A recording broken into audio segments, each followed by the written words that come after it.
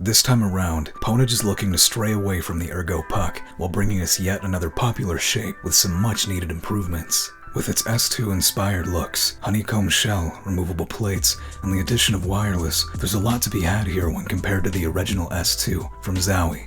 If the original Zowie Matte Black or Divina colorway isn't enough to win you over, Pwnage offers a splash of color with even more customization on top of its already packed feature set. It's round 2 of our next look at Pwnage's latest mouse offerings, but will it still be a knockout today? Before we get started, I just want to make it clear that this unit was sent out for review by Pwnage, but you should know that all opinions here are my own, and this does not affect my review in any way. And if you found this video useful, please consider subscribing, as it allows me to put out more content like this in the future. My name's Athey, and this is the Ultra Custom Symmetrical from Pwnage.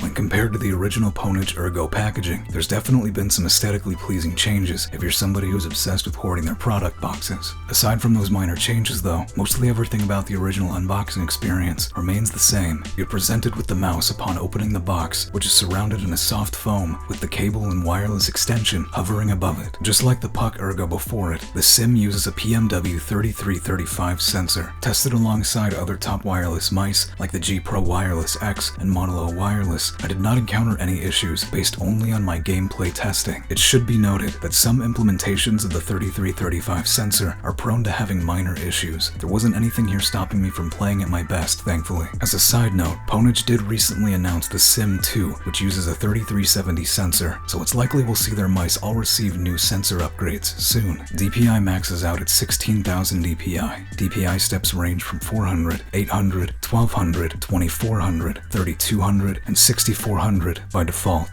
DPI steps are indicated by the LED found at the scroll wheel. 500 Hz is your default polling rate here, which is great to save battery, but this can also be adjusted by other software from 125 Hz, 250 Hz, 500 Hz, and 1000 Hz at the far end. Now when it comes to the software hasn't changed much from the Puck Ergo days. It's still pretty basic, but it serves its purpose just fine. The main tab allows you to change your mouse binds to things like macros, DPI adjustments, multimedia, and other basic functionality that you'd expect. You can also adjust the polling rate and view your remaining battery life in the form of a percentage. Inside the second advanced tab, you can adjust your 6 DPI steps to your liking, or you're given the option of disabling them altogether. You can also adjust RGB speed and effects. In the third tab titled Macro, you can record macros for whatever your setup needs. I've personally never been a fan of macros, but the option is there for those who need it. Finally, the last tab allows you to adjust your RGB in the form of RGB values, which is actually pretty useful. Everything mentioned above is saved on one of 4 profiles you can use, and once you set up your mouse, you can easily uninstall the software. In regards to battery life, I never had any issues with the mouse running at 500 Hz or 1000 Hz if we're talking battery life. You can expect the battery to last about as long as the Model O Wireless, at around 66 hours, where the Model O Wireless is 71 hours. The Puck Symm also only takes 1 hour to fully charge.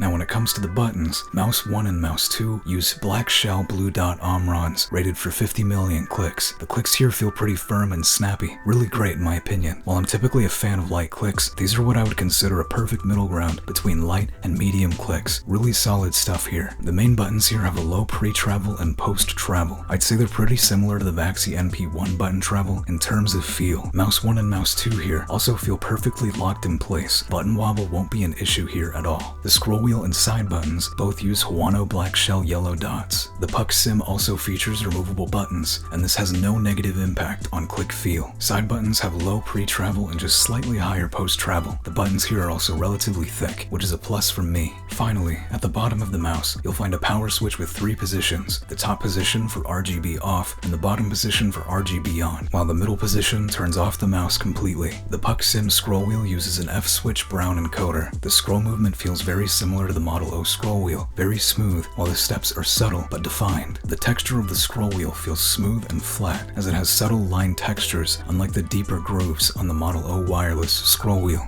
The shape of the Symm is about what you'd expect from the S2, relatively flat sides up until the middle that extends outward further at the back, the top being slightly tall at the front, flattening in the middle, and then dipping lower at the back with an extended hump. The mouse has a smooth matte coating all around, a bit too smooth in my opinion. Not the best grip potential for sweaty hands, so you may need grips here if you do. Side buttons and DPI buttons are also coated glossy. Pwnage is well known for their customizable shells, but unfortunately this time around, I did not get any colored shells to review. You can expect the color and quality of these shells to be on the same level as the Puck Ergo. The cable for this mouse uses a USB-C connector, and while it's decent for a stock cable, it's just slightly stiff compared to other stock mouse offerings on the market. Not my favorite cable, but it does the job just fine. The mouse feet here are pretty solid for stock feet. They're Virgin PTFE skates with rounded edges, and they offer a bit more glide considering the size of the skates on this symmetrical compared to the Puck Ergo skates. The weight on my solid body unit with the honeycomb backplate was around 73 grams when wireless, and around 75 grams with a bit of cable. The Puck Symm is extremely solid in regards to build quality. While most of the top shell is held together by magnets, I had no issues here. Really impressive stuff. My unit did not have any noticeable flexing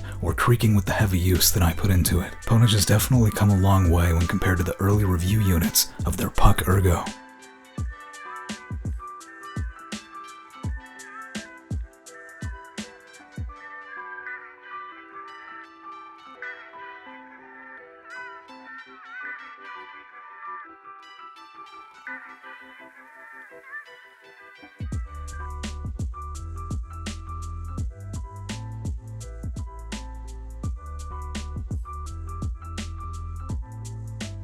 Pwnage has made some amazing improvements to the S2 shape. The combination of weight, swappable plates, and just general customization here really is something worth praising. I'm hopeful we'll be seeing some new revisions of previously released mice with a 3370 sensor implementation, considering they've just announced the Puck Symm 2, which looks very promising. I'll make the ending here short, but I just wanted to say thank you guys for watching. As always, I'm going to be gone for the next 2 weeks starting on the 28th of this month. I should be back soon, and you can expect reviews on a lot of things, way more than just mice, very soon. So I appreciate your patience. I hope you guys are still around when I get back, and I'll see you in the next one.